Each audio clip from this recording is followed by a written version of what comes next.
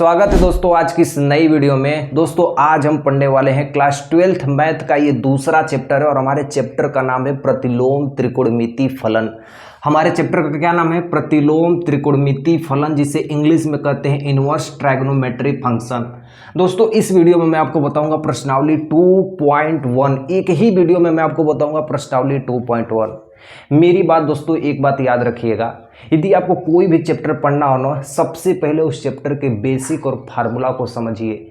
यदि आपको बेसिक और फार्मूला समझ में आ गया ना, तो वो चैप्टर आजीवन आपको समझ में आएगा। कैसे? ध्यान दीजिए, मैं आपको सबसे पहले इस चैप्टर के बेसिक को बताऊंगा कि इस चैप्टर के पहले बेसिक क्या है, उसके बाद एक एक सवाल को लगाऊंगा, तब आपको जाके दोस्तों पूरी सवाल अच्छे तरीके से समझ में आएगी। और ये सवाल समझ लिए तो समझ जाइए, आजीवन आपको नहीं भूलेगी। ठीक है, सबसे पहले देखिए कि ये त्रिकोणमिति फलन क्या होती है। हमने आज तक पढ़ा था, क्या पढ़ा था? Sine theta, cos theta, tan theta, cot theta, sec theta, cosec theta. आज तक हम लोग पढ़े थे sine theta, cos theta, tan theta, cot theta, sec theta, cosec theta. इन बेचारों को कहते हैं त्रिकोणमिति फलन। इन बेचारों को क्या कहते हैं? त्रिकोणमिति फलन। लेकिन हमारे पास आया है प्रतिलोम त्रिकोणमिति फलन। हमारे पास क्या आया है कक्षा 12 में? प्रतिलोम त्रिकोणमिति फलन। देखिए, प्रतिलोम त्रिकोणमिति फलन से किसी भी फलन का हम लोग कोण में मान ज्ञात करते हैं। प्रतिलोम त्रिकोणमिति फलन से किसी भी फलन का किस में मान ज्ञात करते हैं? कोण में मान ज्ञात करते हैं। जैसे ध्यान दीजिए, हम पहले मान को ले रहे हैं साइन थीटा। क्या मान ले रहे हैं? Sine theta. हम मान लेते हैं कि साइन थीटा बराबर क्या है? एक्स है। तो थीटा बराबर, यदि साइन की वैल्यू उधर जाएगी तो क्या हो जाएगा? Sign inverse x. यानी जो थीटा का मान है, वो साइन इनवर्स एक्स के गुणनफल के क्या है? बराबर है। यानी इसका ये क्या है? प्रतिलोम। इसका क्या बन गया? ये प्रतिलोम। इसी को कहेंगे प्रतिलोम त्रिकोणमिति फलन। क्या कहेंगे? प्रतिलोम त्रिकोणमिति फलन। अब यहाँ पे प्रतिलोम का मतलब उल्टा मत समझिएगा, क्योंकि प्रतिलोम त्रिकोणमिति फलन में कंफ्यूजन मत होइएगा। पहली बात ध्यान से देखिए, एक इस तरह हमें साइन इनवर्स एक्स देखने को मिलता है, एक साइन एक्स इनवर्स। इन दोनों में फर्क है, ऐसे हो गया। इन दोनों मान में क्या है? फर्क है। इसका मतलब हुआ कि ये थीटा को प्रेजेंट कर रहा है। यहाँ पे देखिए फलन के ऊपर इनवर्स है, यहाँ पे पूरे ब्रैकेट के ऊपर इनवर्स है। इसका मतलब होगा 1/sin x। इसका मतलब क्या होगा? 1/sin x। हम लोग पढ़ते हैं ना 1/x बराबर x के पावर -1, ये सब चीज़ पढ़ते हैं ना। उसी तरह 1/x को हम लिख सकते हैं साइन के पावर -1। लेकिन ये इनवर्स नहीं, ये इसका व्युत्क्रम कहलाएगा। क्या कहलाएगा? व्युत्क्रम कहलाएगा। लेकिन हम क्या पढ़ रहे हैं? प्रतिलोम त्रिकोणमिति फलन। प्रतिलोम त्रिकोणमिति फलन में हमें जो sign, cos, tan, cot, sec, cosec का मान होगा वो इस तरह से देखने को मिलेगा। ठीक है, अब हम दोस्तों इसके बाद पढ़ेंगे जो सबसे इंपॉर्टेंट है इस चैप्टर को पढ़ने के लिए, वो है मुख्य मान परिसर। क्या है? मुख्य मान परिसर। यदि मुख्य मान परिसर को पढ़ लिए तो ये प्रश्नावली 2.1 और 2.1 को एकदम आज़ादी से लगाएंगे। कैसे लगाएंगे? एकदम आज़ादी से। आइए सबसे पहले मुख्य मान परिसर को देखिए, फार्मूला को। ठीक है दोस्तों, अब इस चीज को बड़ा ध्यान से समझिएगा। अब मैं जो बताने जा रहा हूं ये है मुख्य मान परिसर। इसी मुख्य मान परिसर का उपयोग करके हम प्रश्नावली को हल करने वाले हैं। पहले इसको ध्यान से समझिएगा। जैसे देखिए, इसमें y बराबर देखिए sine, cos, tan, cot, sec, cosec, पूरे 6 के 6 मान प्रतिलोम में है। यानी sine inverse X, cos inverse X, tan inverse X, cot inverse X, sec inverse X, cosec inverse X. जो हमारा y का मान आना चाहिए, जैसे ही हम सवाल को हल करेंगे, जो y का मान आना चाहिए वो -π/2 से ज़्यादा और π/2 से कम। यानी इन दोनों के कहाँ आना चाहिए? बीच में होना चाहिए। कैसे? π/2 को हम कहते हैं 90 अंश, -90 अंश से कहाँ? और 90 अंश के बीच में आना चाहिए। यानी जो साइन इनवर्स एक्स का मान आना चाहिए वो -90 अंश और 90 अंश के बीच में आना चाहिए। यानी अगर प्रांत की बात की जाए, उसकी रेशियो की बात की जाए, तो -1 से 1 के बीच में आना चाहिए। कहाँ से आना चाहिए? -1 और 1 के कहाँ आना चाहिए? y का मान बीच में आना चाहिए। उसी तरह जो कोस इनवर्स एक्स का मान होना चाहिए वो 0 से 180 अंश के कहाँ होना चाहिए? बीच में होना चाहिए। पाई को देखिए 180 अंश कहते हैं, ये सबको पता होता है। पाई का मान कितना होता है? 180 अंश। अब ध्यान दीजिए, जो tan इनवर्स एक्स का मान होना चाहिए वो r। ये r का मतलब क्या होता है? r का मतलब समुच्चय। इसमें 3 कैटेगरी आती है, या तो 0 से पाई के बीच में होना चाहिए, या -π से 0 के बीच में होना चाहिए, या तो इसका एक और मान होता है पाई से 2π के बीच में होना चाहिए। आर के टोटल कितने मान होते हैं? 3 मान होते हैं। आर का मान या तो 0 से पाई के बीच में होना चाहिए, या तो माइनस पाई से 0 के बीच में होना चाहिए, या तो पाई से 2 पाई के बीच में होना चाहिए। ध्यान दीजिए, जो tan इनवर्स x में जो y का मान होता है ना, वो -π/2 से ज़्यादा होना चाहिए और π/2 से क्या होना चाहिए? कम होना चाहिए। ये चीज़ दोस्तों आपको बड़ा अजीब लग रहा होगा कि ये π/2 क्या है, 0 क्या है, π/2 क्या है, ये मुख्य मान क्या है, परिसर क्या है। जैसे ही पहली सवाल लगाएंगे उसमें दोस्तों आपको ये समझ में आ जाएगा कि ये मुख्य मान परिसर क्या है, त्रिकोणमितीय फलन का ये प्रांत क्या है और ये फलन क्या है। ठीक, अब ध्यान से देखिए, इसमें एक्चुअल मान हमारा बस पता होना चाहिए। जैसे एग्जाम्पल में देखिए, यदि सेक इनवर्स x का यदि हम हल किए, हम क्या किए, यदि y बराबर सेक इनवर्स x मान के सवाल हल किए, तो जो हमारा आंसर आना चाहिए, जो प्रतिलोम त्रिकोणमितीय फलन का जो मान आना चाहिए, वो किसके किसके बीच में आना चाहिए? 0 और 180 अंश के बीच में आना चाहिए। यही मुख्य मान परिसर का काम होता है। क्या होता है कि यदि सेक इनवर्स x का फार्मूला यदि लगा के हम हल कर रहे हैं, तो जो प्रांत का मान आना चाहिए, कितना आना चाहिए? 0 और 180 अंश के बीच में आना चाहिए। सबसे पहले इसको उतार लीजिए, नहीं तो आपके बुक में ही दिया गया है, बुक से भी आप लिख सकते हैं, बट इसको एक बार लिख लीजिए। ये सबसे इंपॉर्टेंट है इस चैप्टर का, जो आपको समझनी है। ठीक है, sign, cos, tan, cot, sec, cosec, ये चीज को ध्यान दीजिएगा, इसी से हम सवाल लगाएंगे। तो इसलिए अपने दिमाग में दोस्तों इस चीज को नोट कर लीजिएगा, मुख्य मान परिसर को, मुख्य मान परिसर को। ठीक, आगे देखिए, आगे मैं आपको एक और बहुत बड़ी चीज बताता हूं, ध्यान से देखिए, ध्यान से देखिए दोस्तों। अब मैं जो बताने वाला हूं आपको, ये चैप्टर का सबसे इंपॉर्टेंट फार्मूला है, महत्वपूर्ण सूत्र, यानी important formula, IMPORTANT, important formula. क्या बताने जा रहा हूं? Important formula. जैसे ध्यान से देखिए तरह, सबसे पहले देखिए sine inverse x, sine inverse x बराबर होता है cosec inverse 1/x, tan inverse x बराबर होता है cot inverse 1/x, sec inverse x बराबर फार्मूला होता है कोसेक इनवर्स 1/x। ये 3 फार्मूला दोस्तों याद रखिएगा, बड़ा ही जरूरी है। साइन का कोसेक में, टैन का कोट में, सेक का कोसेक में, क्योंकि प्रतिलोम त्रिकोणमितीय फलन में ये तीनों आपस में क्या होते हैं? उल्टा होते हैं।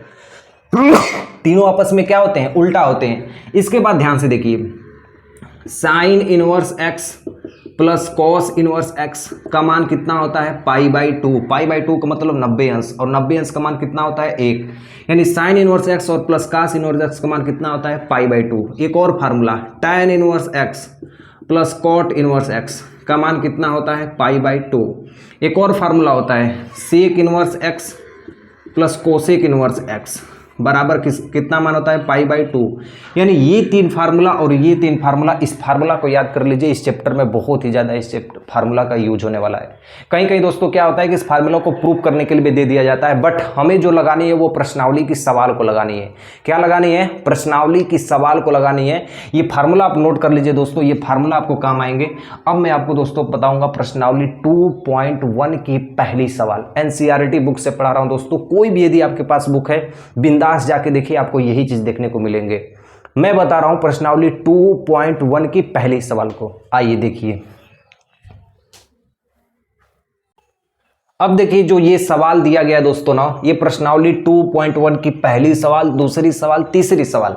मैं 3 सवाल को एक ही लाइन में लिख दिया हूं दोस्तों। पहली, दूसरी, तीसरी से ही आपको पता चल जाएगा कि आगे की सवाल कितनी आसान है।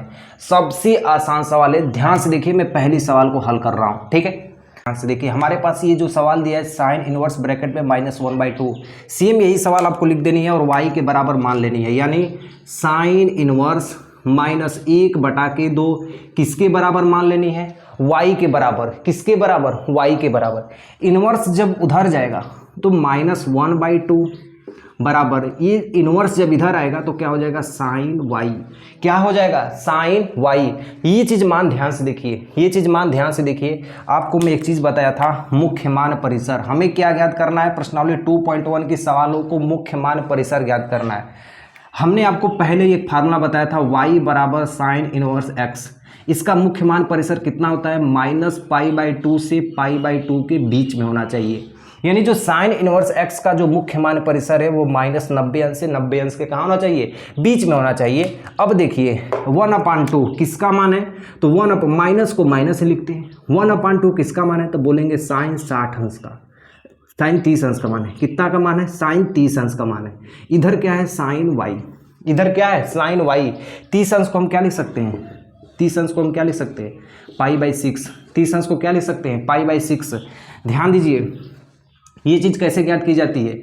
180 में 30 अंश का भागा दे दीजिए तो 3 छक 18, यानी जितना माना है उतना ही π/6 हो जाएगा। यानी 3 छक 18 कर दिए तो यानी ये 6 दिया है, मतलब π/6 हो जाएगा। ठीक, ध्यान से देखिए, तो ये माइनस साइन π/6 क्या हो जाएगा? माइनस साइन π/6 बराबर साइन वाई। साइन से साइन कट जाएगा, वाई का मान कितना आएगा? माइनस π/6। वाई का मान कितना आएगा? माइनस π/6 आया। एकदम आसान है ना? एकदम आसान है ना? ध्यान से देखिए, आप यहाँ पे लास्ट में लिखेंगे अतः, क्या लिखेंगे? अतः साइन इनवर्स 1/2 का मुख्य मान कितना होगा? तो आप कहेंगे माइनस π/6 होगा। माइनस π/6 होगा। आसान है ना? एकदम आसान है। ध्यान से देखिए, मैं दूसरे को रोक के तीसरा बता रहा हूँ क्योंकि इसको मिटाना होगा। इस चीज को नोट करिएगा, ये तीसरा देखिए सबसे आसान है। ठीक है, ये सवाल दिया है ना, इसको अब क्या करेंगे? कोसेक, क्या करेंगे? कोसेक इनवर्स 2 बराबर तुरंत क्या मान लेनी है? y मान लेनी है। कोसेक इनवर्स को उधर भेज देते हैं बेचारे को, तो 2 बराबर ये y है ना, इनवर्स इधर आएगा तो हो जाएगा कोसेक y। क्या होगा?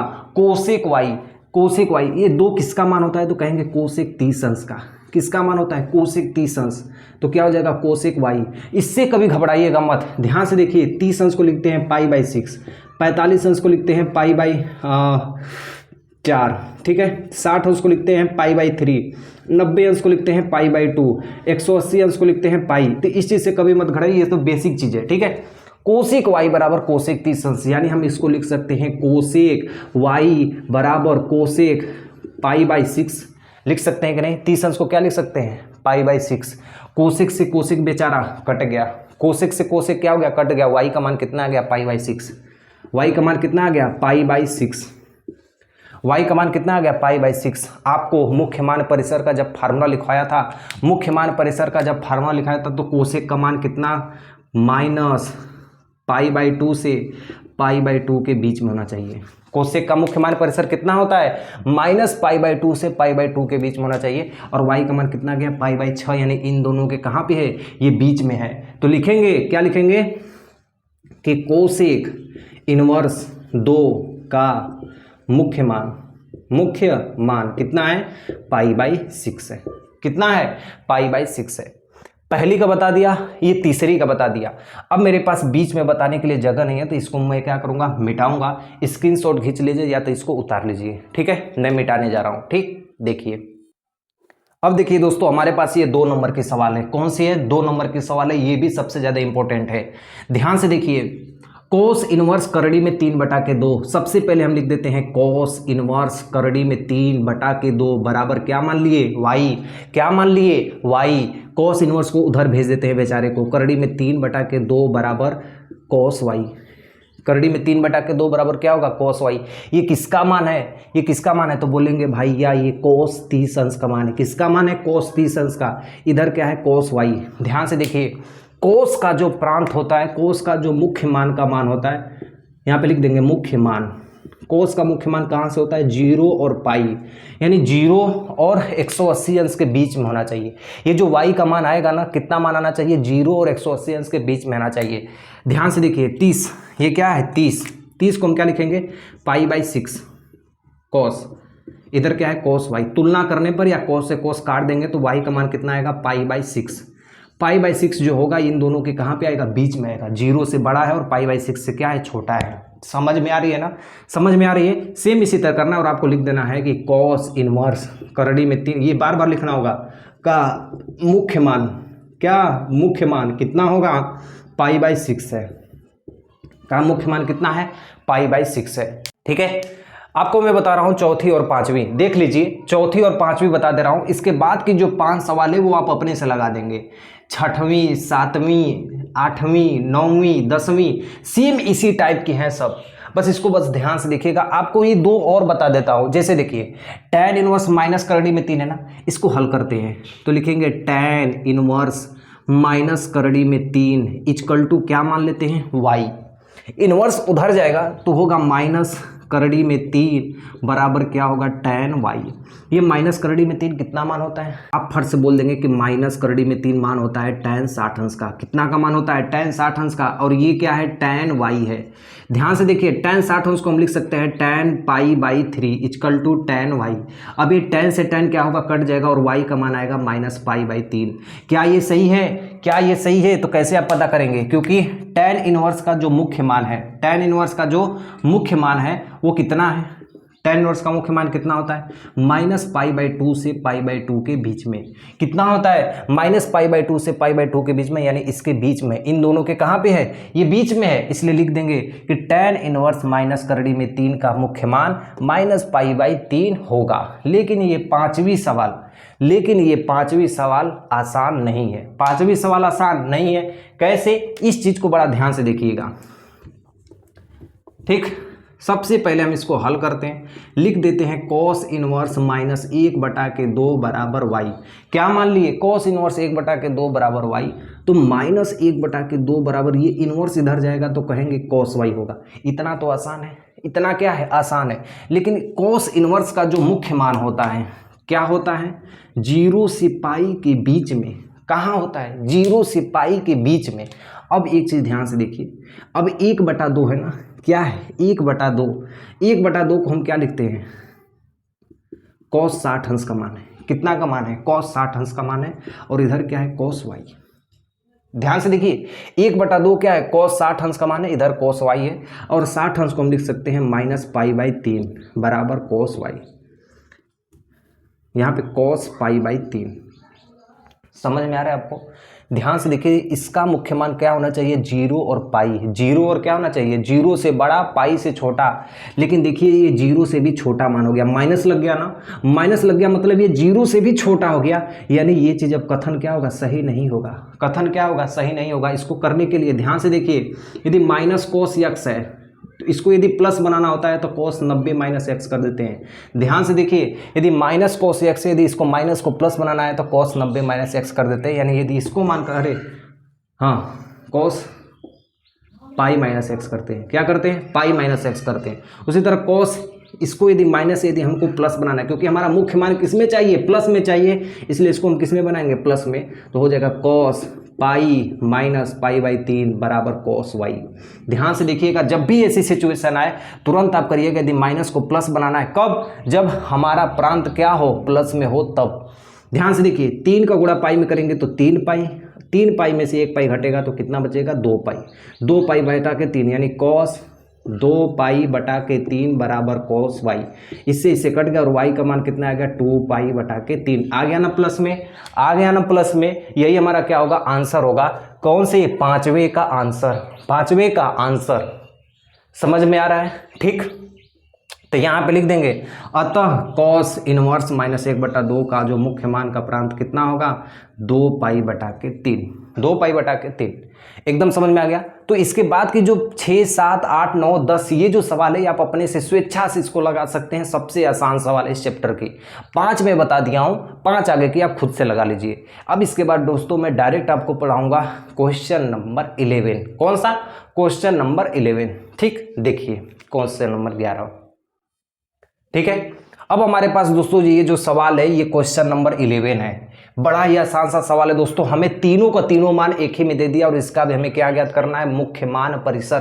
क्या ज्ञात करनी है? मुख्य मान परिसर। चाहता तो मैं एक से भी हल कर सकता, चाहता तो इसको x y z से भी हल कर सकता हूं। आपकी मर्जी है दोस्तों, आप किसी भी तरीके से इसको हल करिए। ध्यान से देखिए, हम इसको हल करने जा रहे हैं सबसे आसान तरीके से। कौन से तरीके से? सबसे आसान तरीके से।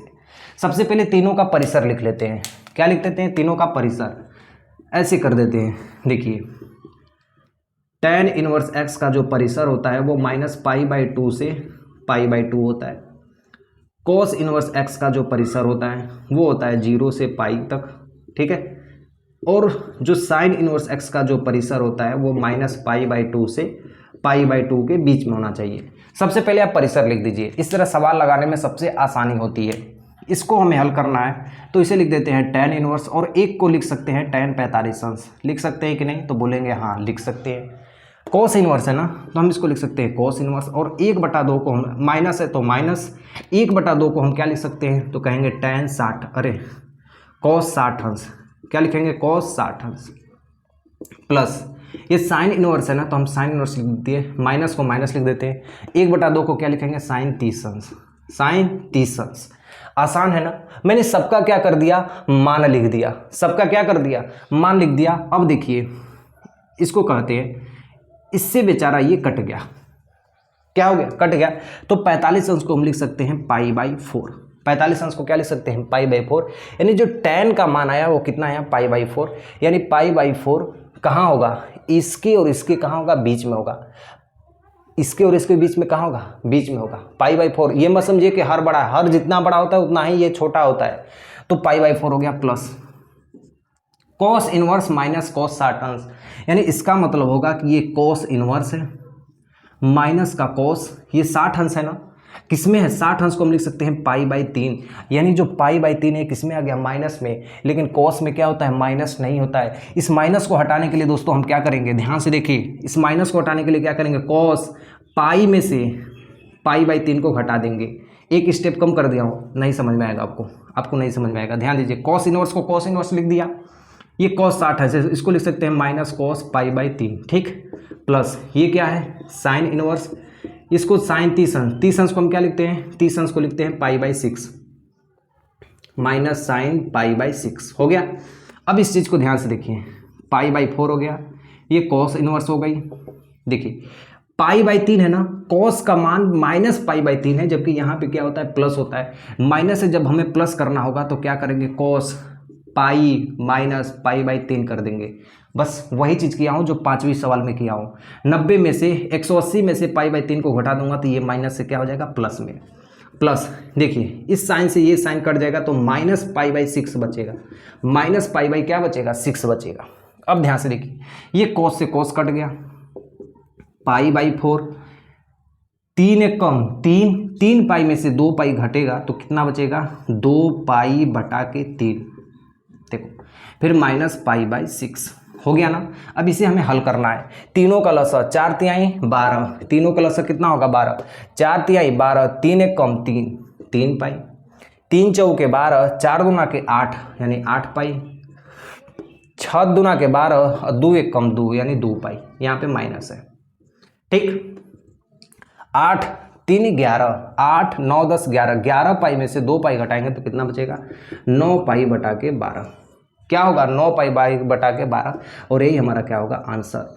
अर्थात tan inverse 1 plus cos inverse minus 1/2 plus sine inverse minus 1/2 का जो मुख्य मान आएगा वो कितना होगा, 9π/12 आया, ठीक। अगली सवाल को देखिए, चलते हैं प्रश्नावली 2.1 की 12वीं सवाल को, ठीक। उतार लीजिए इसको, कोई दिक्कत होगी दोस्तों तो इसको काट भी लीजिएगा, 3 तिली के 9, 3 चौके 12, मैं काटा नहीं था, 3π/4, ये हमारा आंसर दिया है, आंसर में हमारा क्या दिया है, ये दिया है, ठीक। अब 12 नंबर के सवाल देखिए, 12 नंबर में क्या दिया है, दिया है, कौन से नंबर के सवाल दिया है, 12 नंबर के सवाल दिया है। दोस्तों एक चीज़ मैं आपसे रिक्वेस्ट कर रहा हूँ, क्योंकि मेरे यहाँ पे अंधेरा हो रहा है, अंधेरा का मतलब शाम हो रहा है और हमारे पास ऐसी व्यवस्था नहीं है कि मैं यहाँ पे बिजली उत्पन्न कर सकूँ। दोस्तों इसको बड़ा ध्यान से देखिएगा, बस वीडियो को पूरा देखिएगा दोस्तों, तभी आपको पूरा समझ में आएगा। थोड़ा सा अंधेरा होगा लेकिन इसको मैनेज करिएगा किसी तरह। ध्यान से देखिए, हमारे पास दिया है, इसको हम हल कर रहे हैं, ठीक है। सबसे आसान है, सबसे पहले आप प्रांत याद कर लीजिए, मौख्य मान परिसर याद कर लीजिए, ये सब आसान, सब क्या है आसान। जैसे देखिए ये क्या है, कॉस इनवर्स है, 1/2 को हम क्या लिख सकते हैं, तो बोलेंगे कॉस 60 अंश, क्या लिख सकते हैं कॉस 60 अंश, डायरेक्ट हम कर रहे हैं। 1/2 को हम लिख सकते हैं कॉस π/3, 2 साइन इनवर्स, 1/2 को हम लिख सकते हैं साइन π/3 यानी साइन π/6 होगा, पाई क्या होगा 6, यानी साइन 30 अंश का मान 1/2, कॉस 60 अंश का मान 1/2। समझ में आ रहा है ना, मैं डायरेक्ट लिख दिया हूँ कॉस 60 अंश और साइन 30 अंश। अब देखिए कॉस इनवर्स से कॉस इनवर्स बेचारा कट गया, साइन इनवर्स से साइन इनवर्स कट गया बेचारा, तो हमारे पास यहाँ बचा π/3 प्लस यहाँ पे 2 है और यहाँ पे बचा π/6, क्या बचा π/6, 2 एक कम 2, 2 तिहाई 6, यानी π/3 प्लस π/3 अगर इसको जोड़ देंगे तो 2π/3 आएगा। यही हमारा क्या होगा आंसर। सबसे आसान है कि नहीं है, आसान है। बोलेंगे कैसे, cos inverse 1/2 plus 2 sine inverse 1/2 का मुख्य मान 2π/3 है, ये सब लिखेंगे आप। क्या लिखेंगे, cos inverse 1/2 plus 2 sine inverse 1/2 का मान 2π/3 है। आसान बोलेंगे, हाँ आसान। आइए 13 नंबर के सवाल देखिए, ठीक है। 13 नंबर के एनसीईआरटी बुक में 13 नंबर के सवाल देखिए। 13 नंबर सिर्फ हमें पूछा है, बहुविकल्पी में पूछा है कि साइन इनवर्स x बराबर वाई, साइन इनवर्स x बराबर वाई जो कि मुख्य मान का परिसरी मान है, इसमें कौन सा होगा, तो करेंगे बी। कौन सा होगा, बी। आपको बताया हूं जो साइन इनवर्स x का मान, इसीलिए मैं डायरेक्ट शुरुआत में बता दिया हूं, इसका जो मान आना चाहिए वो π/2 से बड़ा होना चाहिए और π/2 से क्या होना चाहिए, छोटा होना चाहिए। माइनस π/2 से बड़ा, π/2 से छोटा, यानी ऑप्शन नंबर कौन सा होगा, बी वाला सही होगा। अब चैप्टर के लास्ट सवाल, चैप्टर के कौन से सवाल, सबसे लास्ट सवाल की ओर चलते हैं। देखिए 14 नंबर के सवाल क्या दिया है, ठीक। 14 नंबर की सवाल देखिए दोस्तों। अब देखिए हमारे पास है ये 14 नंबर की सवाल, ठीक है। 14 नंबर कौन सा नंबर है, 14 नंबर। पहले प्रांत लिख देते हैं। जो tan इनवर्स x का मान होता है वो -π/2 से π/2 के बीच में होना चाहिए, ठीक। और जो सेक इनवर्स का मान होना चाहिए वो इसमें 0 से पाई के बीच में होना चाहिए। बट ध्यान से देखिए, ये सब लिखा जाता है, सवाल हल करते समय ये आपको लिखना होगा। tan इनवर्स करड़ी में 3, तो हम लिख देंगे tan इनवर्स करड़ी में 3 का मान लिख सकते हैं tan 60 अंश। किसका मान होता है, tan 60 अंश का मान होता है। माइनस सेक इनवर्स, ये -2 क्या है, -2, इसलिए लिख देंगे माइनस है तो माइनस लिख दिए। 2 किसका मान होता है, तो कहेंगे सेक 60 अंश का मान होता है। किसका मान होता है, सेक 60 अंश का मान। अगली स्टेप में देखिए क्या करते हैं हम, tan इनवर्स tan 60 अंश π/3, 60 अंश को क्या लिख सकते हैं, π/3 माइनस सेक इनवर्स माइनस, इसको क्या लिख सकते हैं, माइनस, यहाँ पे गुणा में है, ठीक है, माइनस सेक 60 अंश को हम क्या लिख सकते हैं, सेक π/3।